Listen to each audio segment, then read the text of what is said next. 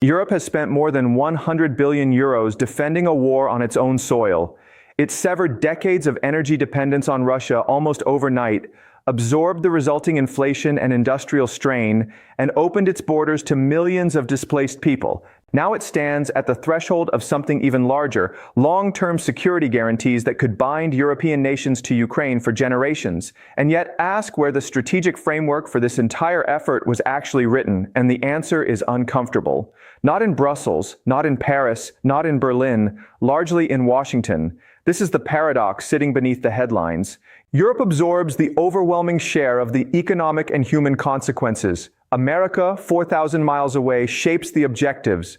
One side lives permanently with the outcome. The other can recalibrate or walk away entirely whenever its own calculations change.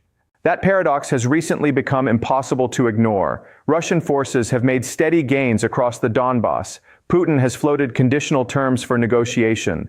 European consensus, once unified, is visibly fracturing, and public patience with an open-ended commitment is thinning in capital after capital. So the question becomes unavoidable. Why has policy toward Europe's most consequential security crisis in decades been shaped so heavily by calculations made an ocean away? Professor Zhang Shuiqin offers a framework for answering that question, one that looks past battlefield movements to the hidden architecture beneath them. What exactly are America's objectives here? How do they diverge from Europe's own interests? What mechanisms have kept the two aligned this long? And why is that alignment now under unprecedented strain? On the ground, the picture has shifted. Russian forces have spent recent months consolidating positions across the Donbas, building layered defensive depth that makes any future rollback progressively more costly. The much-anticipated Ukrainian counteroffensive did not achieve the breakthrough it was designed to deliver. Quietly, Western intelligence assessments have begun acknowledging what battlefield maps already suggested: a grinding stalemate, tilting in places toward a slow Russian advantage. Diplomatically, the picture is equally telling. Putin has signaled conditional openness to negotiation while still holding maximalist territorial demands, a posture that reads less like retreat and more like calculated timing. China has expanded its mediation efforts. Across the global south, more governments are calling for settlement rather than prolonged conflict, reshaping the diplomatic pressure Western capitals once took for granted. Economically, the strain in Europe has become structural rather than temporary. Industrial competitiveness has eroded under sustained high energy costs. Germany, the continent's traditional industrial anchor, now faces genuine questions about long-term deindustrialization. Public patience is following the same downward curve. Polling across major European nations shows support for open-ended commitment steadily declining. Politically, that erosion is showing up at the ballot box. Recent elections in several European countries reveal voters increasingly prioritizing domestic economic concerns over continued Ukraine support. Meanwhile, across the Atlantic, shifting political currents in the United States raise the possibility of a policy reversal depending on upcoming elections, a reminder that Europe's strategy remains tethered to decisions made in Washington's electoral cycle, not its own. For nearly 2 years, European leaders could hold 3 justifications together at once. This was a moral imperative, a defense of international law, and a strategic necessity that weakened Russia while protecting Europe's own security. That alignment is now under pressure. The costs are immediate, visible, and mounting. The benefits remain distant, contested, and increasingly uncertain. That imbalance opens space for a question once considered politically unaskable in European capitals. These developments force a question European leaders have avoided for 2 years. Whose strategy are they actually implementing, and whose interests does it primarily serve? The answer requires understanding how European security policy became so dependent on American frameworks, a process that didn't begin with Ukraine. To understand why Europe finds itself implementing someone else's strategy, we have to go back further than this war, back to the settlement that followed the last one. After 1945, European security was rebuilt around American military presence, an American nuclear umbrella, and NATO command structures that placed American officers at the center of Allied decision-making. At the time, this made obvious sense. Europe lay devastated, its economies shattered, its militaries hollowed out, and a new Soviet threat loomed to the east. Dependence was not weakness, it was necessity. But necessity has a way of calcifying into permanence. What began as an emergency arrangement became a structural feature of European defense.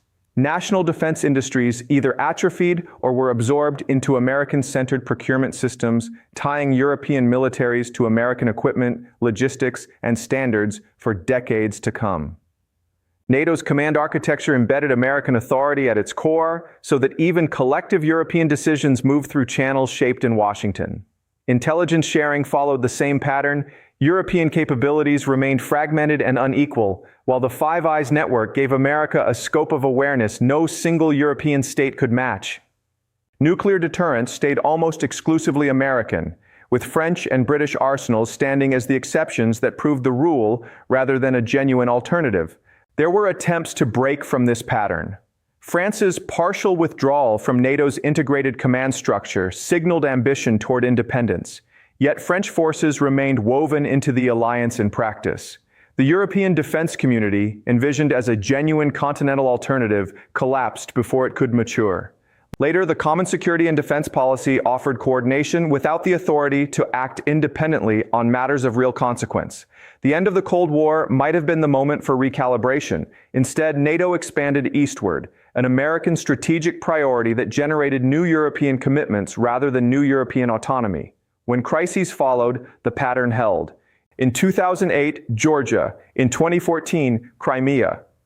In both cases, threat assessments, sanctions architecture, and strategic framing originated in Washington, while European nations absorbed the diplomatic and economic consequences of implementing them. Throughout this period, European governments maintained something quietly contradictory: deep energy and economic integration with Russia, running alongside a security posture built around confronting it.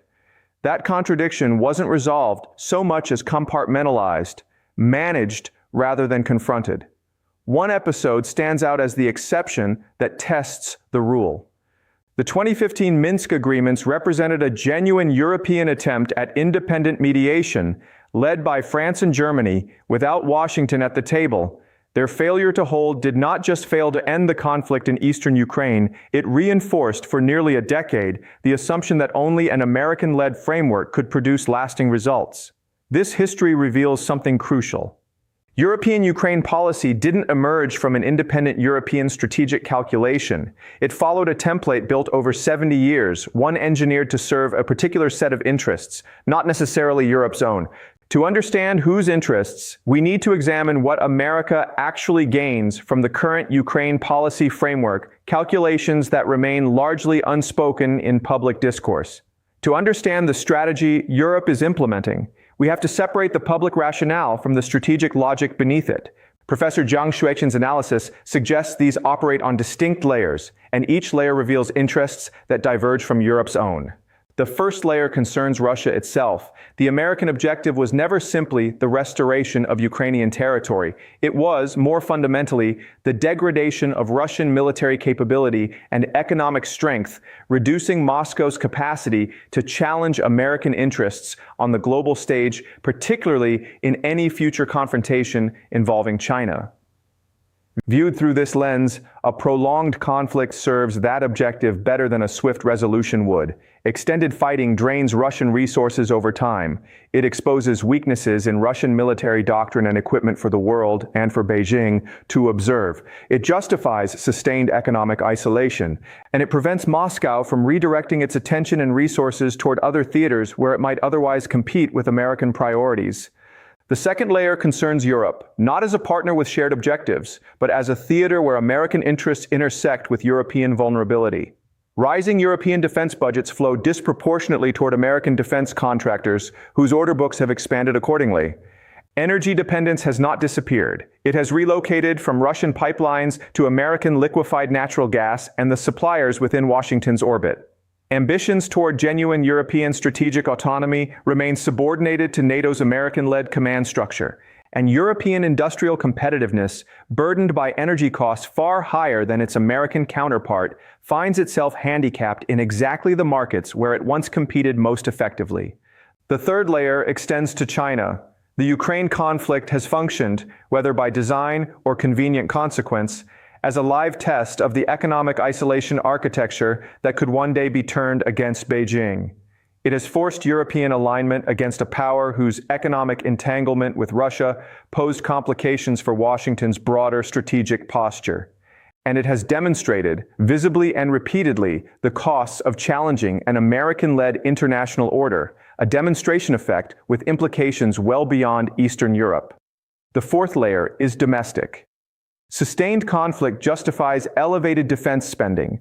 It reinforces bipartisan consensus in Washington at a moment when few other issues can. It sustains the American defense industrial base, and it reaffirms, to allies watching closely, America's continued indispensability to their own security, a message with strategic value independent of events on the battlefield itself. Set against these calculations, European interests look markedly different. Europe requires a stable security environment on its own borders, not a Russia that is degraded yet still hostile, indefinitely next door. Europe benefits from affordable energy, not from a costlier substitute purchased under strategic obligation. Europe's economic model depends on access to both American and Asian markets, not on forced alignment against one of them. And European publics, as recent elections have shown, increasingly prioritize their own economic security over participation in a geopolitical competition unfolding, in large part, for someone else's benefit. If the interests diverge this clearly, the obvious question is why European leaders continue to accept the American framework at all. The answer lies in the mechanisms that make alignment feel less like a choice and more like an inheritance. NATO's institutional authority sets the boundaries of what is considered legitimate policy. Intelligence sharing shapes how European leaders perceive the threat in the first place. Defense procurement dependencies mean that expanding European capability often means buying American. Diplomatic coordination, over time, becomes diplomatic direction. And financial and military aid structures are built in ways that require continued policy alignment as a condition of participation. Beyond the mechanisms, there are simpler political realities. European leaders depend on American security guarantees they cannot yet replace. Institutional habits, built over 70 years, do not unwind quickly. Domestically, no leader wants to appear weak against Russia. And critically, there's no developed alternative framework waiting in reserve, no independent European strategic architecture ready to substitute for the one currently in place. This divergence between American strategic calculations and European national interests remained manageable as long as victory on the battlefield still seemed achievable. But recent developments have made the contradictions impossible to ignore, and the consequences are accelerating. Understanding what's changed requires examining how these contradictions now manifest across economic, security, and political dimensions. What began as manageable strain is now compounding across every domain of European policy at once, and that compounding is precisely what makes this moment different from previous phases of the war. Start with economics. European industrial competitiveness has deteriorated sharply since energy ties with Russia were severed. Chemicals, metals, and manufacturing, industries built on affordable energy, now face structural disadvantage against American and Asian competitors who never absorbed the same shock. Germany, long the continent's economic engine, confronts a possibility that would have seemed unthinkable a decade ago: sustained deindustrialization. Europe's entire economic model, built around export-oriented manufacturing, depends on energy costs that were meant to be temporary, but increasingly look permanent. Meanwhile, the beneficiaries of this arrangement sit largely outside Europe. American LNG exporters and defense contractors have profited substantially from exactly the adjustment straining European economies. Security tells a similarly uncomfortable story. The war's stated purpose was to weaken Russia and stabilize Europe's eastern border. Instead, it has produced precisely what European strategy sought to avoid: a wounded, unpredictable Russia with no clear path toward normalization, sitting permanently on Europe's frontier. European military stockpiles, depleted through sustained support for Ukraine, have left readiness for direct territorial defense diminished rather than strengthened. The probability of direct NATO-Russia confrontation has risen, not fallen, and now European nations face the prospect of long-term security guarantees to Ukraine, without the certainty that American commitment will remain in place to back them. Politically, the strain shows up where it always eventually does, at the ballot box. A widening gap has opened between elite policy consensus and public opinion across European capitals. Economic pain is translating into electoral consequences. Parties questioning the current approach are gaining strength across the political spectrum, not confined to any single ideological direction. The moral clarity that once framed this as a straightforward defense of democracy has grown complicated, entangled now with domestic economic suffering and a Ukrainian victory that looks more distant with each passing month. Europe's global standing has absorbed damage as well. Across the global south, perceptions of hypocrisy have taken hold. Intense mobilization for Ukraine set against comparative indifference toward other conflicts elsewhere. European diplomatic independence is increasingly questioned abroad, and the European Union's long-stated ambition to act as an independent geopolitical force sits awkwardly beside its visible dependence on a framework designed in Washington. Russia's recent positioning has sharpened all of this rather than eased it, by demonstrating that its military can sustain the fight while simultaneously signaling conditional willingness to negotiate. Putin has placed European leaders in a genuine bind. Continue the current commitment and the costs keep mounting against increasingly uncertain benefits.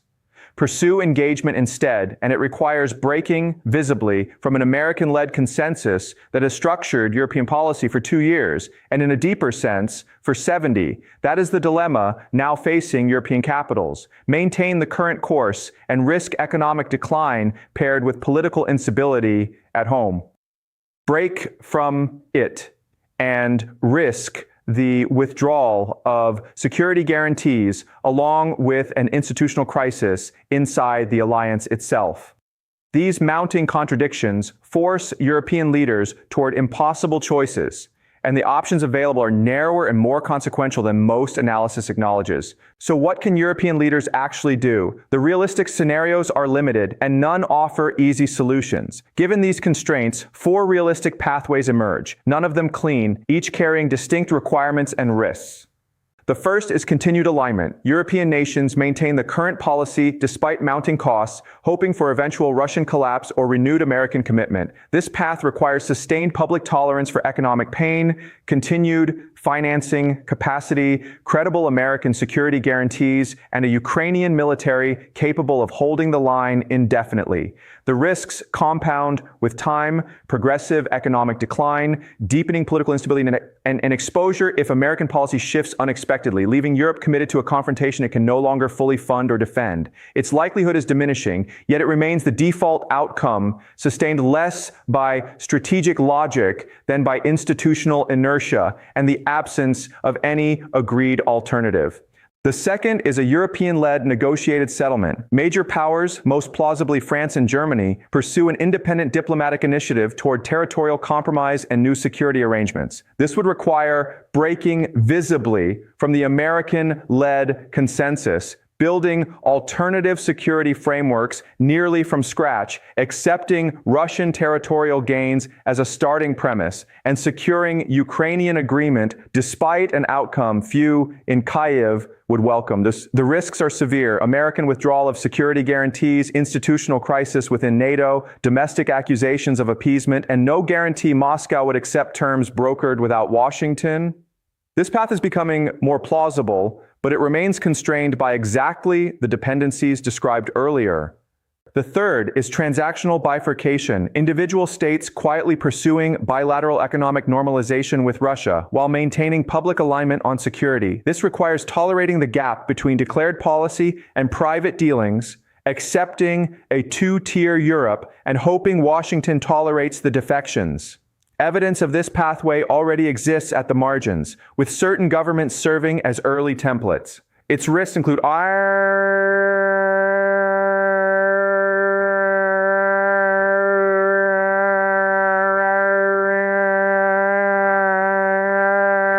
loss of collective leverage, Russian exploitation of internal divisions, and direct exposure to American pressure once defections become visible. It may well accelerate regardless of official denials.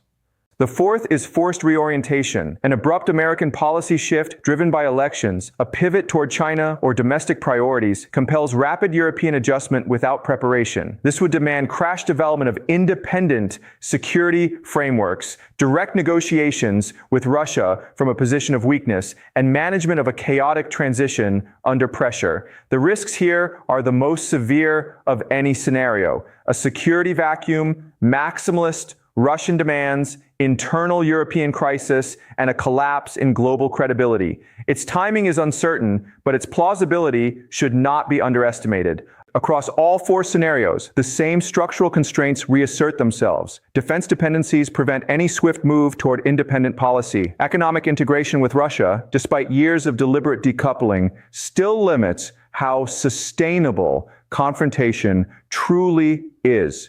Domestic political fragmentation makes decisive action difficult in almost every capital, and American institutional influence remains powerful, even as America's material commitment shows signs of weakening. Perhaps the most important insight is this: delay itself is a choice, and it carries consequences of its own. Each month without a decision narrows the options that remain, while upcoming elections in Washington and across Europe may narrow them further still, or reopen possibilities currently considered closed. What makes this moment historically significant isn't just the Ukraine conflict itself, it's what it reveals about the fundamental architecture of European power in the 21st century. Understanding this requires stepping back to see the larger pattern this crisis exposes. So we return to where we began, but with different eyes. European Ukraine policy was built on American calculations, not by accident, but because European strategic autonomy remains even now more aspiration than reality, a truth this crisis has made impossible to unsee. What Putin has exposed isn't primarily a question about Ukraine. It's a question about whether